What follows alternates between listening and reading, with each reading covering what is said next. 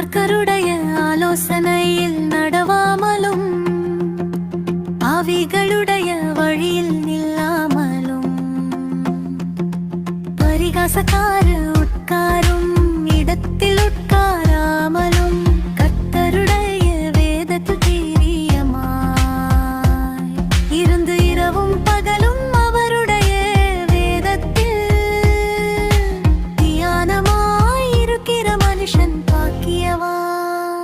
அவன் நீர் கால்களின் ஓரமாய் நடப்பட்டு தன் காலத்தில் தன் கனியை தந்து இறையெதிராக இருக்கிற மரத்தை போல் இருப்பான்.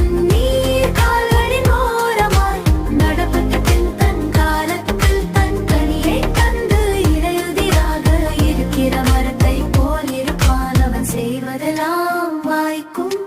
சங்கீதம் 1 அதிகாரம் 1, 2, 3 வசனங்கள். அவன்